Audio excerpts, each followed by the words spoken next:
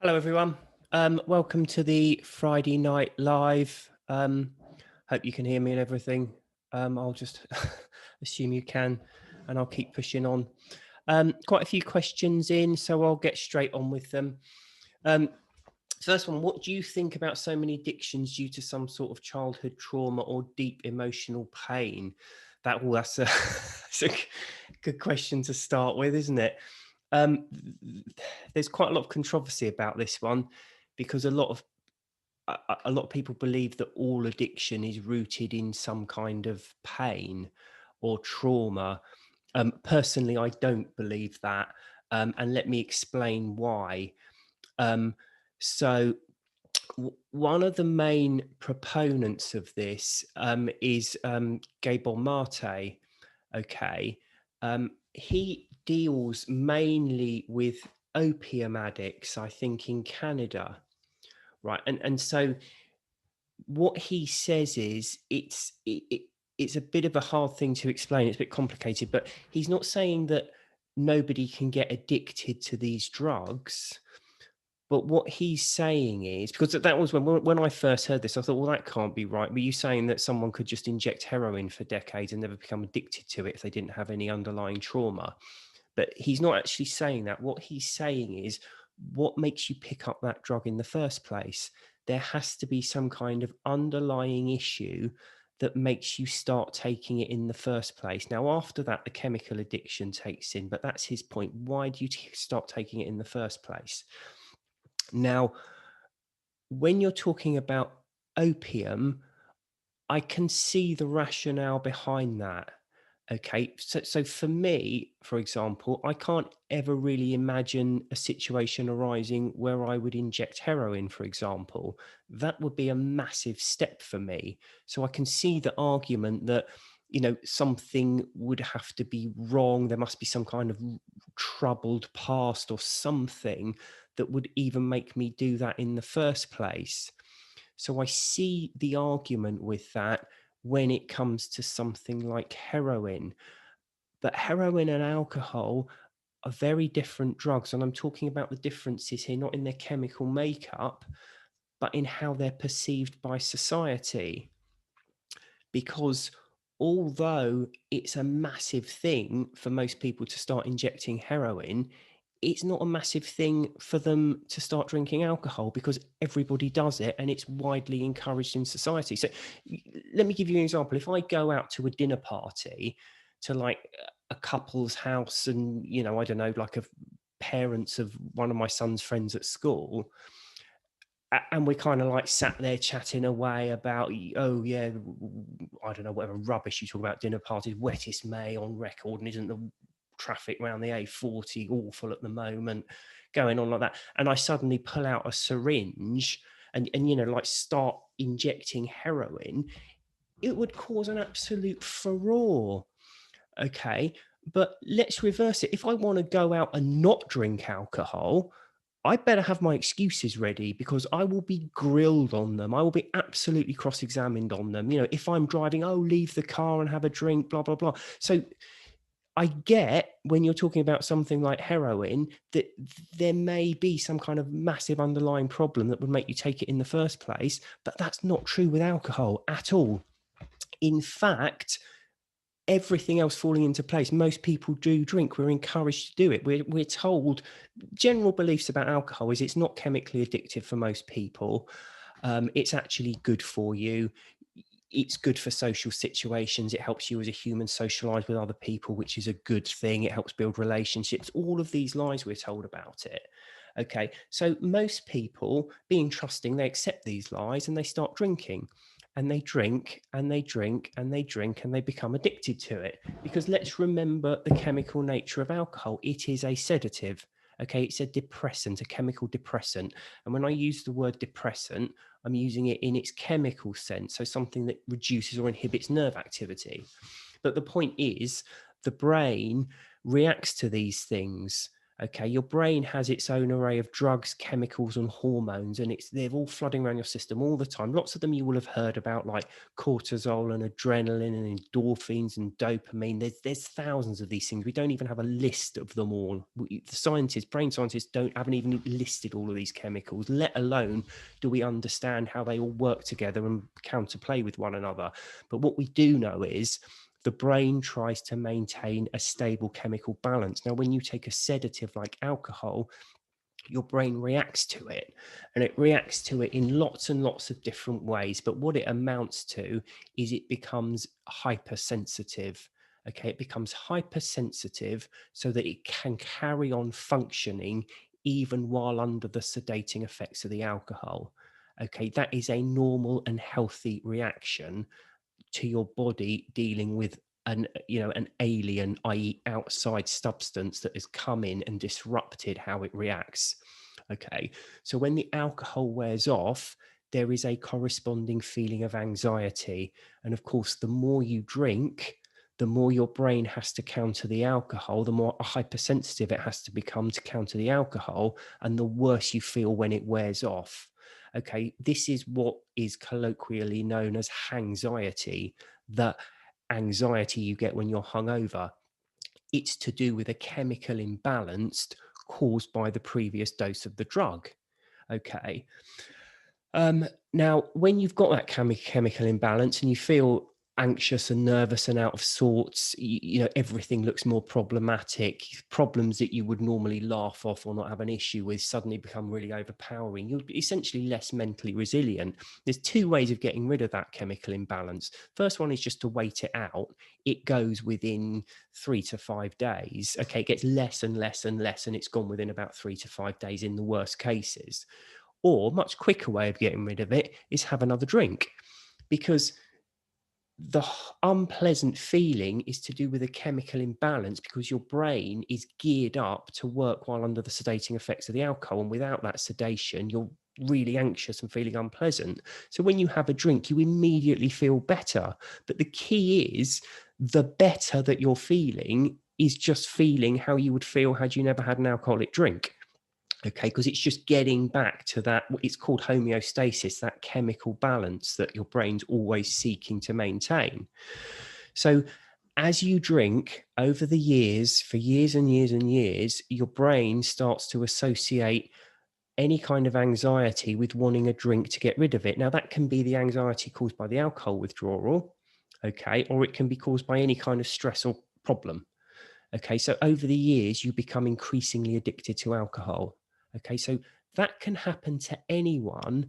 And in fact, it happens to an awful lot of people because we are encouraged and told all these lies about alcohol that make it seem really attractive. So we want to keep drinking it. So I suppose the other point to make here is it is a sedative. So let's say you have got some kind of underlying trauma or underlying mental health issue, or you've got genuine anxiety or depression.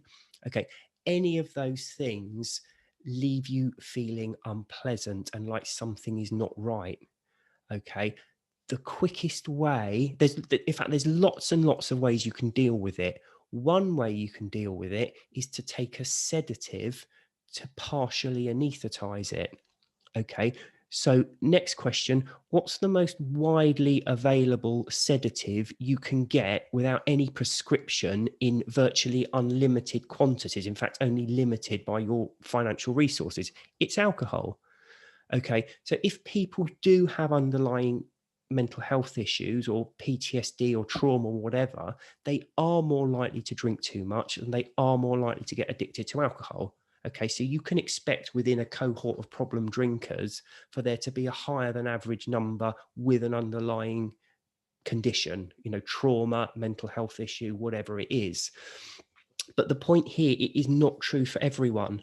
Okay, when you're drinking, you may believe that you have all these different issues, but until you stop drinking, you don't really know whether it's caused by alcohol or whether it is a genuine issue. Okay, I know a lot of people, and I am one of them, who, when they stop drinking, their problems mysteriously not evaporated, but became manageable over a period of time. I would have told you 8 years ago when I was drinking, so I stopped drinking for just, well, coming up to 7.5 years now.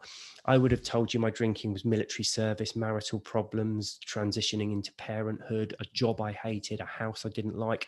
I would have given you all these reasons. That was why I was drinking.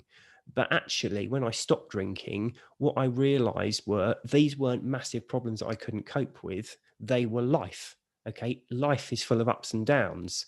Whether you can deal with a problem or not is really down to your mental resilience. Of course, there's always problems that will derail anyone, like the death of a loved one or something like that.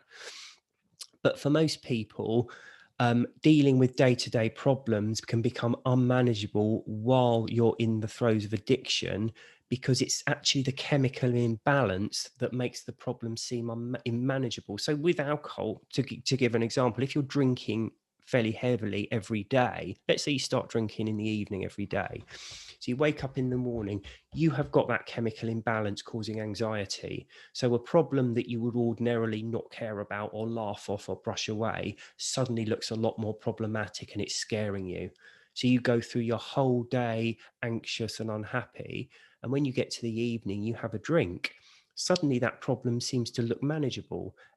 All it's actually doing is going back to how it should look, because you're getting your mental resilience back while you're correcting that chemical imbalance, or to put it another way, anesthetizing the withdrawal. So that's my view on that.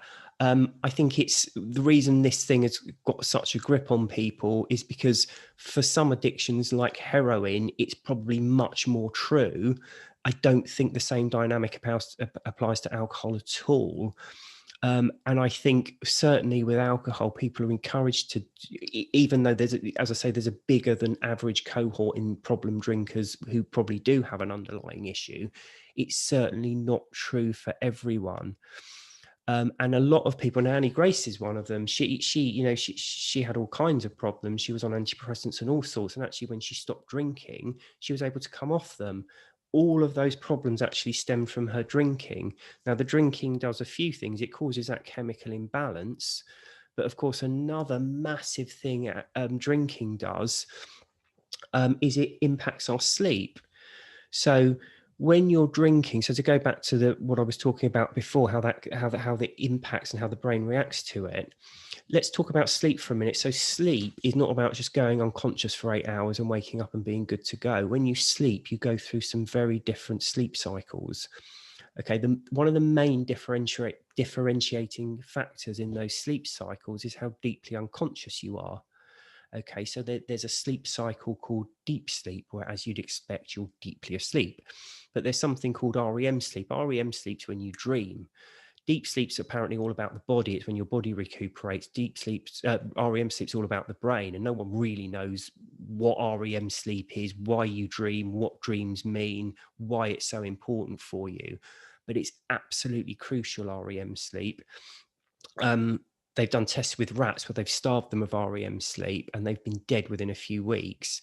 They've done tests on humans where they've monitored them, and when they go into REM sleep, they wake them up, so they stop them getting REM sleep. Now, with these studies, it's really interesting. If you Google something called REM rebound, it's fascinating.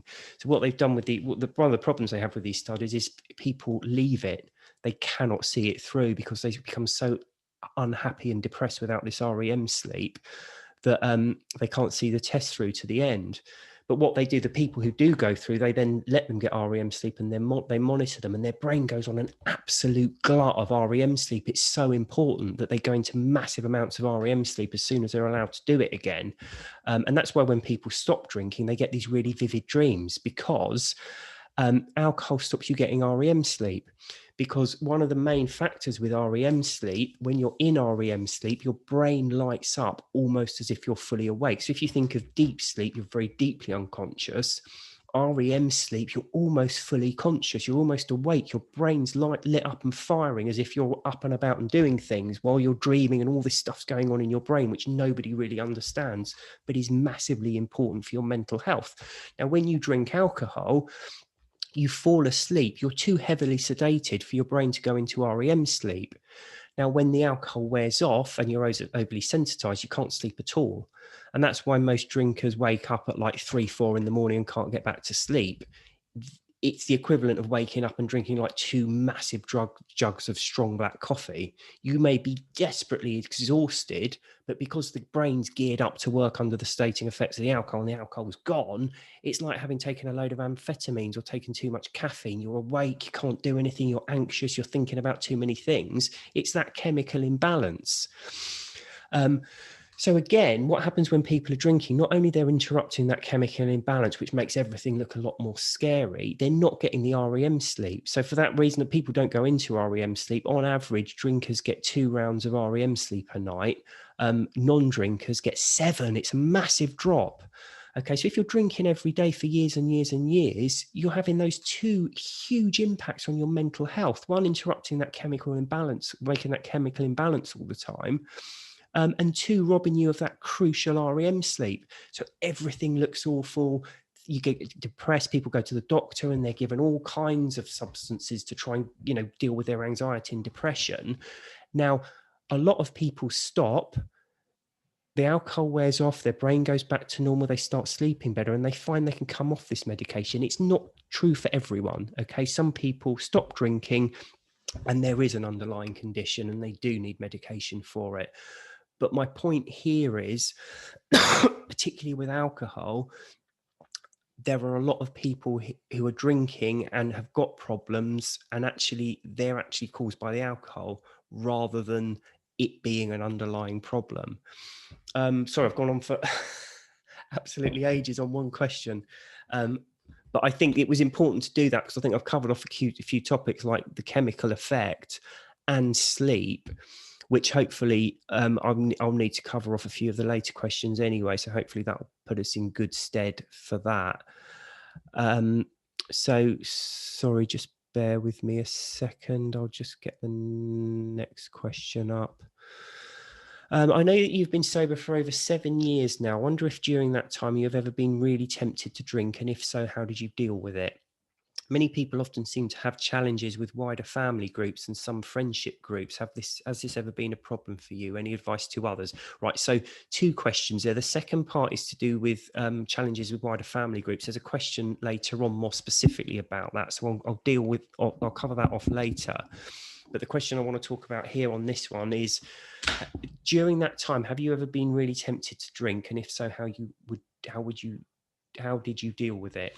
So this is really a question about cravings, okay? And this is a thing that defeats a lot of people. This is the big issue, isn't it? When you're drinking and you're trying to stop and you're just craving a drink. Okay, cravings are not like a cold where you just catch one and you can't do anything about it. It's not a physical thing. It's a mental thought process that you go through. Okay, and the thought process is that the thought of a drink enters your mind, and what you do with that thought is you do 2 things. Firstly, you start fantasizing about it. You start telling yourself how wonderful it would be if only you could have a drink. And secondly, you start entertaining the possibility of having a drink. With those 2 things in play, what you're really doing is torturing yourself. You're saying to yourself, oh, it would be so lovely if I could have a drink and I could just have one. And when you start that, could I, you start to really make it intensely unpleasant. Because let's say, for example, you're hungry. You can probably suffer quite a lot of hunger without being aware of it. A lot of people, if you're busy at work or at home or whatever, you might be getting increasingly hungry, but you can go quite a long time without eating. Whereas when you're sitting around bored, you might find you're eating all the time. You've got nothing to take your mind off it. Let's say you're really hungry and you can't eat. You'll probably just forget about it and get on with what you have to do. But if you can eat and you start thinking about it, that's when the torture kicks in. And if you then start thinking, oh, I could just order it, or you've got the food in front of you, can really smell it. It's that tantalizing, almost being able to taste it thing. And that's what a craving is. And that's why one of the, you may have heard people talk about spontaneous sobriety. And it's when people, very heavy drinkers, chronically alcohol dependent, just suddenly stop one day and just breeze through it. One of the reasons for that is the certainty. Okay, Alan Carr discovered this and related it to smoking back in the 1980s. It's the certainty, because if you are 100% certain that you are not going to drink, okay, forget whether you think it's going to be easy or hard or downright awful. If you are not going to drink, come hell or high water, your cravings will be massively reduced, if not completely negated, because you don't waste time fantasizing about it. And you certainly don't waste time entertaining the possibility of having a drink. Now, I didn't know this when I stopped, but this is exactly what I did. I didn't really have a massive craving for alcohol, not because I was, had completely beaten it or anything, but it really was crunch time for me. I knew I was going to stop. I didn't expect it to be easy. I didn't expect to ever enjoy a social occasion again. Okay, I don't particularly like socializing, and the only reason I enjoyed social occasions is because I could drink. It was that simple. I hated socializing sober. I loved socializing when I could drink loads. So in my mind, I was never, ever going to enjoy a social occasion again. I wasn't going to enjoy holidays or Christmas or anything. It was going to be miserable, but I knew I was never going to drink again. And what I actually found was, as I say, I wasn't craving, because instead of sitting there thinking, ice cold beer, oh my God, I suppose I could just have one. I didn't do it because I knew I wasn't going to have one. And that's one of the things. And this is one of the reasons why it's very difficult. This is sort of changing the subject slightly, but this is one of many reasons why moderation is still so difficult. As soon as you allow the possibility of alcohol being back in your life, you will find you're craving for it almost all the time, because you're allowing it to be a possibility. Dawn, one of the moderators who runs the Fish Followers Society, it's Fish Followers group anyway. She says about taking it off the menu, and that's absolutely fantastic. If it's on the menu, it's there as a possibility, and you'll be constantly thinking about it. If it's off the menu, it's off the menu and it's done. And it can be a hard mindset to get into, and it can take time. So don't stop and think, well, I'm not going to stop now because I haven't quite got into that mindset. Some people accrue it over time. Some people will stop and crave and have to keep almost manually fighting the craving. And then they eventually accept they're not going to drink again. And then it becomes easier. The craving stops because they then are in that mindset. So it can take a bit of time and effort to get into it. But that's one of the reasons. That's the reason, no, I wasn't really ever tempted to drink, because although at the time I thought it was going to be a lot harder than it was, I thought there were aspects of my life that I wasn't even going to enjoy anymore. It turns out I was completely wrong about that. But that was one of the reasons I didn't end up craving or struggling being tempted. How did you deal with it? Well, I'll tell you how you do deal with it. It's to see alcohol for what it is, stripped away of all this nonsense that we build up around it. So we as a society, as I say, there's all this rubbish, like it's a social elixir. You need it to relax. People believe it helps them sleep. Okay, absolutely destroy sleep. It's extraordinary how this nonsense has gone out there. What we are dealing with, okay, it's a chemical. It's a particularly unpleasant chemical. It's a chemical that kills things. Okay, that's why we use it in all these hand sanitizers. It kills germs. It also kills us, but we tend to water it down and drink it in smaller quantities, so it doesn't actually kill us outright. It just kills us a bit more slowly. It's carcinogenic. It has zero health benefits. It increases your heart rate. Okay, and that's very important, because if you increase your heart rate, when your heart goes faster, you want to sit down and rest. Okay, so that's why drinkers find they're lacking in energy. Apart from the lack of sleep, it's also the increased heart rate, which robs them of energy, also robs you of your ability to exercise, because you're constantly feeling tired and like you want to sit down. And what this drug does to you, it makes you feel slightly dulled before wearing off, leaving a corresponding feeling of anxiety, which needs another dose of the drug to then relieve that feeling. It ruins your sleep. It tastes foul, which is why you have to mix it with loads of refined sugar to drink it. So most drinkers end up, along with the lack of exercise and the increased calories they're having, and a lot of other reasons as well, I won't go into at the moment, but actually end up very overweight. And that's what you're dealing with. That's where you need to get to. See it for what it is. It's a foul tasting chemical that makes you feel rubbish before wearing off and making you feel even more rubbish. Okay. And when you get to that stage, you won't be tempted to drink it in the same way you wouldn't be tempted to pour bleach into your eyes or stick needles into your arms. Okay. It'll be deeply unpleasant and you'll get no benefit out of it. Hi, William. Now that the weather is warming up, a lot of people are having outdoor gatherings that centre around alcohol. I find that the warm weather is a bit of a trigger for me to feel left out, whereas in the winter, I couldn't care less about drinkers and their parties. It's not that I want to drink per se, but I want to be having fun outside on summer evenings, and it's so hard to find anyone to do that who isn't drinking. It's my first summer sober, so maybe my brain associates warm weather with drinking. Any tips on how to deal with this? So again, see it for what it is. Okay, summer evenings are lovely. It's fantastic now the weather's improving. Really nice. Why would you want to take something that makes you feel slightly dull before leaving a corresponding feeling of anxiety, and something that will make you feel tired and lethargic? Lots of people may be doing things outside drinking alcohol at summer, but that's because they're being conned and they're still under the belief that alcohol is a benefit for them. So summer, I really like summer. It's not something that you need to enjoy yourself. And another thing, this is the interesting thing with summer. Alcohol is an energy source for humans, but it's one we can't store as energy. Okay, so we have to burn it off, which is why when you drink alcohol, you get warm, because there's all this energy from the alcohol going inside you, and your body can't do anything with it. So it turns it into heat to burn it off. So that's why people overheat when they drink alcohol. It's also why very heavy drinkers end up, like W.C. Fields with that big bulbous nose that's all red. It's because your blood vessels are expanding to get rid and getting closer to the surface to try and get rid of the heat. And that makes them burst, and everything starts to, you get that horrible look that people get on their face. So actually, summer's the worst time to drink alcohol. At least in winter, when it's cold, it does actually warm you up. But summer's absolutely the worst time to do it. So try and bear that in mind, and just remember what you're dealing with, and don't be influenced by other people. 87% of the population drink, but 87% of the population don't really don't understand it at all.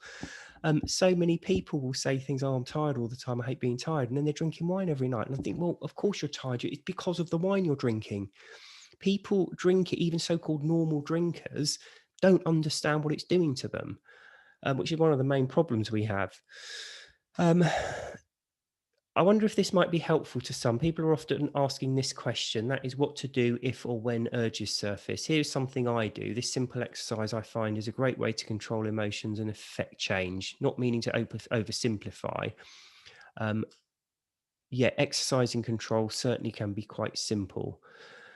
I sit myself down in a quiet place, arms on my lap or at my side, not looking for perfection here with position, with chair, etc. I close my eyes and looking at my eyelids and the sparkles or bits of light, if you will. I turn my focus on the back of my hand for a few minutes, or rather when something else crops up, it always does. I see it did and focus back on my hand, still relaxing and looking back at my eyelids, and go through the digits of the hand I'm giving my attention. After a few minutes, deep breath, wide awake, wakey, wakey, ideally 2 times daily, repeat. It just takes a few minutes. That's an interesting one, because I think what that comes down to is just almost like meditation. It's emptying your mind. That's what meditation is. It's just emptying your mind of all the stresses and strains that are in there. And obviously, if you are craving and you do that, you can stop yourself craving, because if you're not thinking about alcohol, you take your mind off it. You don't really need to meditate to do that. Anything will work.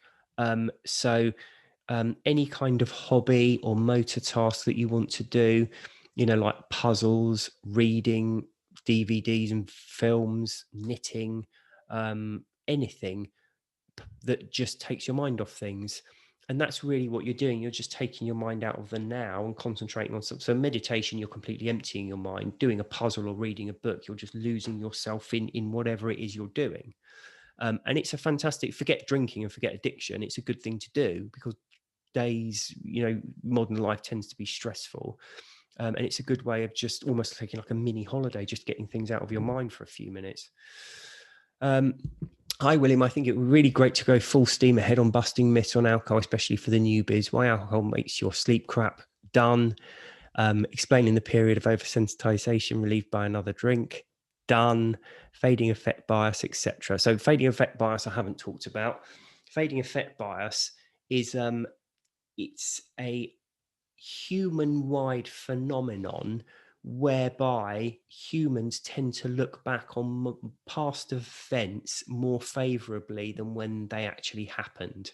Okay, so when I say human-wide, it's not something that just people in the West exhibit, you know, like undiscovered tribes in the middle of the Amazon rainforest. Everybody everywhere exhibits this tendency to look back on the past much more positive. Sorry, I'm just going to turn the light on. It's getting a bit dark, isn't it?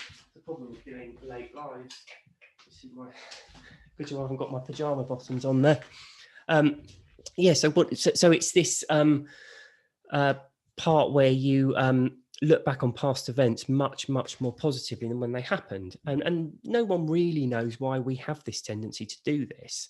I think the prevailing theory is that it just helps humans maintain a positive outlook on themselves and their lives generally.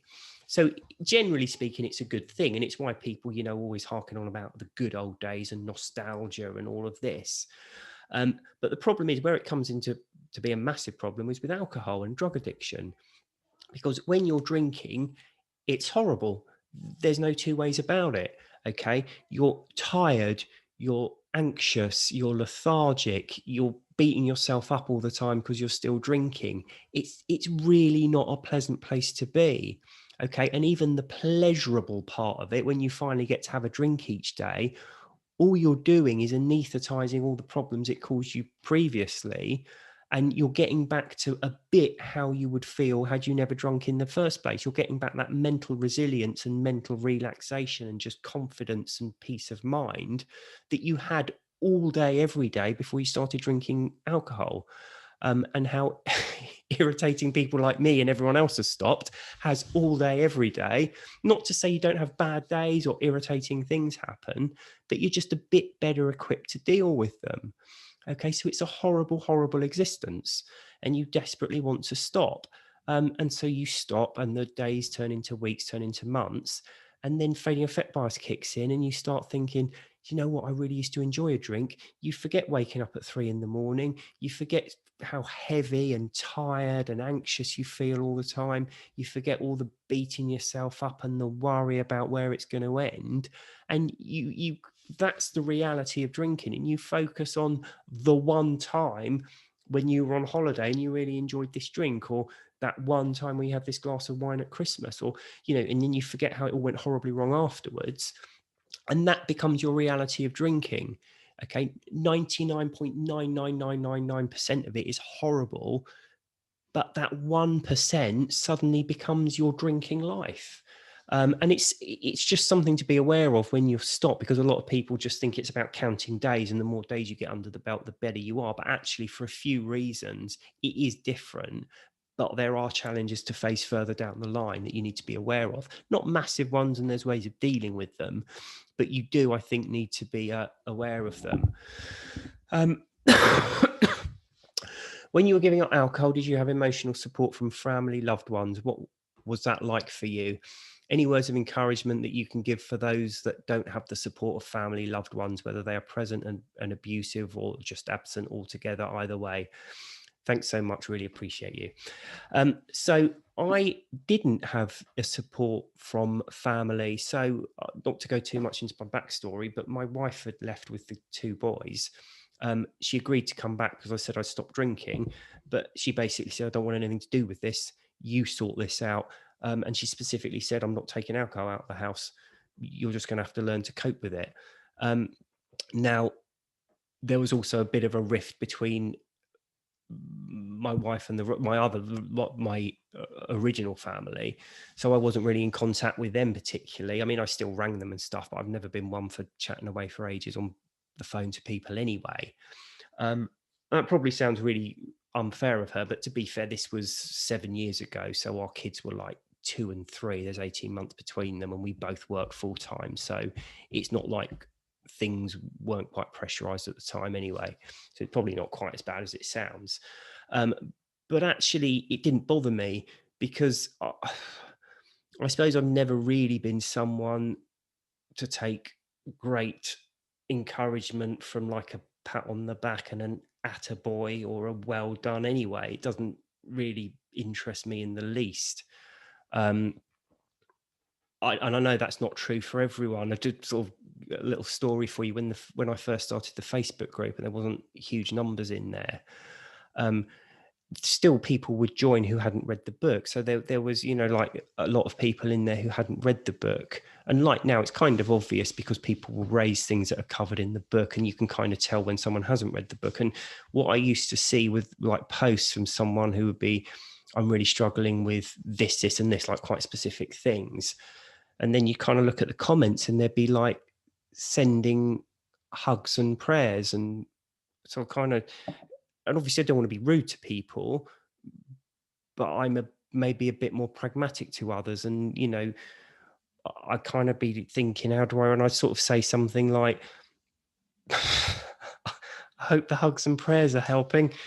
In case they're not, why don't you go here and read this? And why don't you think about this? And you need to understand that this is actually caused by this and it will go away, or this aspect can be dealt with by blah, blah, blah, blah, blah.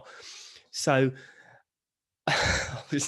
I was never one to kind of see much, and don't think I'm being horrible, because I know a lot of people watching this will think that's really unfair, that's how you support someone, and of course it is, and it's massively supporting for people, and we all support each other in whatever way we can, so I'm not belittling this at all. But for me personally, I like a bit more, I suppose, practical help. I didn't necessarily see that, I could have sat down and talked to my mum and dad for hours on end, but I kind of knew what they'd say. And I didn't think I'd built up a fairly good knowledge of how I was going to quit and all the rest of it anyway. And I just didn't see, again, like, if I need to lay a patio and I've got a ton of hardcore to shift from the front of the house to the back, having a load of people helping is going to help because there's less physical stuff to do. But for me, having support of people is only going to help me if they can provide me with something practical and useful. And most of the time, other people probably can't provide that when you're talking about being addicted to something or drinking too much, because either they don't drink too much, so they don't really know what you're going through, or they do drink too much, but they're no interest in stopping, which is probably equally useless, or they have stopped, in which case, there might be a bit of practical advice they can give you. And when it's given to you, it's given to you. As I say, I've never been someone who, is struggling and, a pat on the back particularly invigorates them. So I didn't have the support, but I don't think I particularly missed it. Because almost in a way, it sounds horrible, but it probably would have irritated me to people could be asking how you're doing and blah, blah, blah. It just would have been one more thing to annoy me. So it didn't really help. And but apart from that, anyway, if you feel like you need help and it's not there, I would say two things. Reach out, because there's help other places. So there's help in the group, there's meetings, there's all sorts of things you can do to get help if you feel you need it. But what I would also, and I always encourage people to do this anyway, your sobriety should be sort of, it shouldn't be reliant on other people, because other people can let you down. It needs to be strong enough to withstand other people, because other people can do lots of things to upset and annoy you, not often deliberately, sometimes with the best intentions, but it needs to be, as I say, it needs to be stronger than other people's support. It needs to be independent of that. Living in harmony with a spouse still choosing to drink. I think you mentioned your spouse will drink sometimes. I know you have strong feelings about the poison. How do you balance this with a spouse and not seem condescending or judgmental? What if you know your spouse can't moderate and is not ready or interested in quitting? So I do have strong feelings about it. For example, I'm not someone who envies so-called normal drinkers, because when I look at normal drinkers, I think that's still going to wear off, leaving a corresponding feeling of anxiety. Okay, it might not be as massive as a whole bottle of spirits or 3 bottles of wine or something, but your 1 or 2 glasses is still going to wear off. It's still going to ruin your sleep. It's still going to impact your heart rate and make you feel tired and lethargic the next day. And what are you getting out of it? Nothing. You just convince yourself you can't enjoy a social function without it. So that's how I perceive it. So to be honest, the fact of the matter is, though, I did spend a quarter of a century doing that exact same thing myself. So I don't look at people and think, I don't like you, or you're being deliberately obtuse or stupid. It's just people act in whatever way they wish to, and we're all different, and we all act in slightly different ways. So I'm fairly philosophical about it. So my wife does drink. She drinks a glass every so often, and I don't say anything about it. I let her do it. It's entirely up to her. She's never read the books. She has no interest in reading them, and she does that. And that's entirely up to her. So that's absolutely fine. Where I think it would probably be harder is if she was drinking heavily, because, and again, one of these nonsenses with alcohol, it's not attractive. Okay, the first thing it does is, one of the most attractive things about other people is when their eyes sparkle, and when you're drinking, your eyes very quickly stop sparkling. Okay, so that's not particularly pleasant. It stinks. It really isn't a pleasant smell. Okay, when you're drinking yourself, you don't notice it. But I tell you what, if you stop drinking and go out when people are drinking, even ones that aren't drinking heavily, it absolutely honks. It's disgusting. And of course, when people are actually then getting cross-eyed and repeating themselves over and over again, or falling asleep on the sofa and dribbling, honestly, I can't imagine being married to someone and still kind of trying to keep the romance there when that's happening every night. And don't think I'm being sexist, because it must be, and I think it's usually the case actually, that the lady stops and the man's still drinking, and how people put up with that, I do not know. So I'm sorry, I don't have an answer for that one at all. Do we have to be nice to people who join this group and then say they aren't interested in the literature the group is based on? No, you don't have to be nice to them. Report to admin, and we'll remove from the group. People don't have to read the books if they don't want to, but they do need to go on the website and look at what's on there at least, because at the end of the day, it's an Alcohol Explained group. There's thousands of alcohol support groups out there.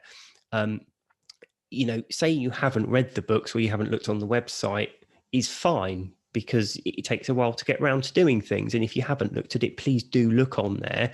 But if you're specifically saying, I'm not going to do it, I've no interest in it, then why would you come to the group in the first place? So I hope not many people would do that anyway. I think most people are, interested in it and trying to learn a bit more anyway. I wanted to ask if you could consider re-recording your audiobooks with your voice. It's not the same without your accent. No, absolutely not. I've always had a bit of a thing. I don't know. I think most people are self-conscious about their voice. I certainly am. I can hardly bear to listen to things I've done or rewatch videos I've done. I can't do it. Plus, I wouldn't want to sit there for I can't remember how long the book is, but it's 6 hours. And if you get even one thing wrong, you'd have to start the chapter. I couldn't do it, honestly. And I think the chap who's done it has done a pretty good job anyway. So sorry, it's an absolute no. Not a question, but you tell us about the limbic system, please. I always find it really interesting. So the limbic system is a part of your brain. It sits on the front of your brain here. And it's particularly vulnerable to the intoxicating effects of alcohol. So alcohol doesn't affect all your brain equally. It doesn't just unilaterally intoxicate you. It affects different parts more than others. And it seems to have quite a pronounced effect on the limbic system. And the limbic system does two things. One, people don't really know definitely, but it's hypothesized that it has something to do with how you lay down memory. Okay, and the second thing it does, it regulates emotion. So with memory, usually what happens, the general theory at the moment is, and we don't know exactly, human knowledge just isn't at this level, but how people think memories work is you have a short-term memory and a long-term memory. So like if you're having a conversation with people, you need to remember what's been said over the last 5 or 10 minutes to have that conversation. But in a week's time, you've probably forgotten it. Okay. But then there's long-term memories, things that you remember for your whole life. Now, the theory is that short-term, so things are on your short-term memory and then they're laid down in your long-term memory via the limbic system. So when that's anesthetized, you lose your memory. So that accounts for why people don't remember things when they've been drinking.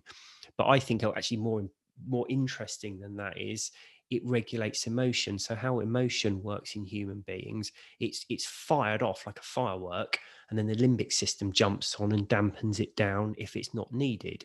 So I think the example I give in the book is, you break a cup or something and you're irritated, but you don't go into a full-blown fit of rage because your limbic system jumps in and says it's done, nothing to be done about it, you've no point losing your temper, and everything calms down. Now, when your limbic system is anesthetized, it can't work properly. So your emotions tend to run completely off the rails. It's like a runaway train. So something minor happens that causes you to be irritated. Your limbic system can't regulate it. So you become angry and angrier. And that's why when you're drunk, you become overly emotional.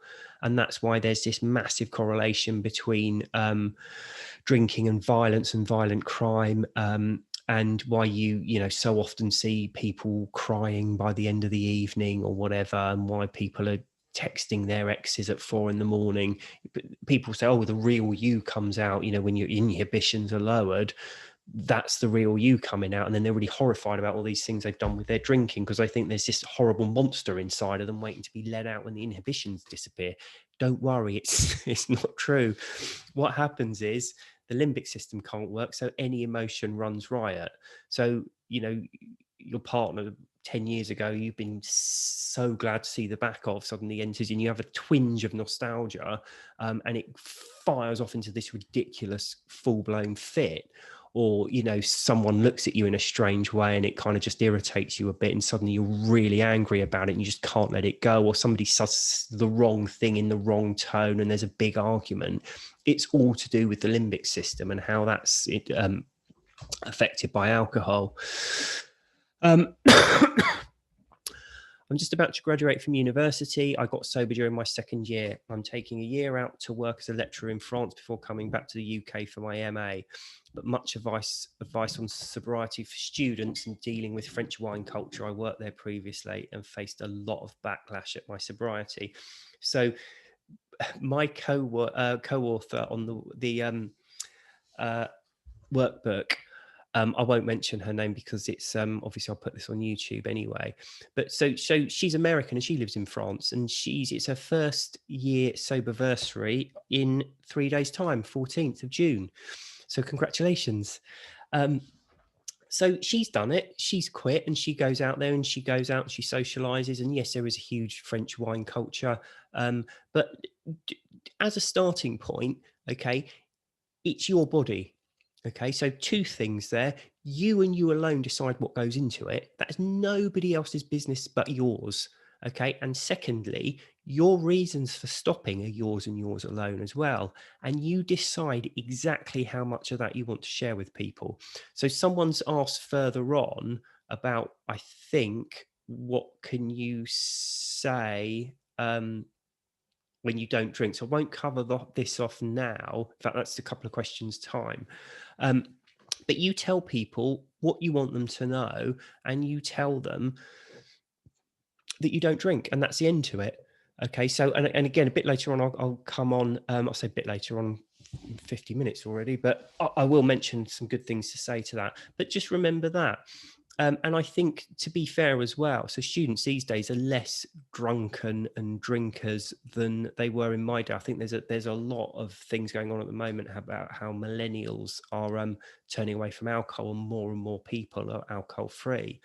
So, I mean, even me in my age group at mid-40, most social occasions now, there's at least one other person not drinking, not because they've quit alcohol, they might be driving, whatever. But there's usually a few people even in, somewhere as uncivilized as France. There'll be someone hopefully not drinking. But yeah, you just go out and again, one of the things a lot of people find is you just don't stay too late. I don't. I find drunk people intensely irritating. So I go out. I'm happy there for the evening chatting to people, but when the effects of the alcohol starts to kick in, when they start to smell and spit when they're talking to you and start standing too close and repeating themselves, leave. Okay, so you don't have to stay out all night. You can do your own thing. I've noticed something slightly odd this evening. When I was drinking, I would always be worried that I had enough wine in the house. Obvious addict thinking. But now, 4.5 months sober, I've caught myself checking if I have enough mocha, decaf, carrot juice, whatever drink I'm into. Is this a leftover subconscious or learnt behaviour, the fault of possible no deal Brexit stockpiling, or am I just a bit of a weirdo? I know you'll tell it like it is. So I think you're just a weirdo, aren't you? Good Lord. No, of course not. Look, if you've got something you like, you don't want it to run out, do you? Who does? It's as simple as that. I think that's perfectly normal. I'm enjoying. I went out a few weeks ago, and I got the pub I was in. They had the Peroni alcohol free, and I really like it. So we just had a Tesco delivery today, and I got a load of it delivered because I don't want to run out. As I say, if you like something, why would you want to run out of it? That's just perfectly normal behavior, I'd say. Can we please discuss people asking about the whys? Why don't you drink now, etc.? I saw the light in March 2020 and haven't, due to restrictions, had to have many of these conversations. As time goes on, I become less of a people pleaser and really don't want to share this. But people will expect me to, as I was an oversharer when I drink. What are your thoughts, suggestions, please? So going back to what I said before, it's your body and you decide what goes in it. That simple. No one should be pressuring you to put anything in it, alcohol or otherwise, that you don't want in there. Okay. And secondly, your reasons to not drink are your reasons, okay? And you decide how much you want to tell to people. So I would decide in advance what you're going to say to who. Close friends and family, you want to tell them quite a lot, maybe. Strangers and acquaintances have no right to any more of you than just the very barest of details. So you can also tell people parts of the truth. So a lot of the time when I'm on work functions, and people say, don't you drink? I say, no, I stopped about 7 years ago. What I found was the kids were young. I had a 2 and a 3-year-old at the time, and I was just tired all the time. I always sleep badly when I drink alcohol. So whenever I was drinking, I'd be tired. I stopped drinking. I suddenly felt I was loads better. And frankly, the big thing I realized was actually I enjoy myself, relax, have a good time without alcohol. So why would I ever want to go back to it? I just don't want to drink anymore. Okay. It's all true. That is completely true. I haven't talked about all the other problems and issues and arguments and your wife leaving, all the rest of it. That's just a part of a truth.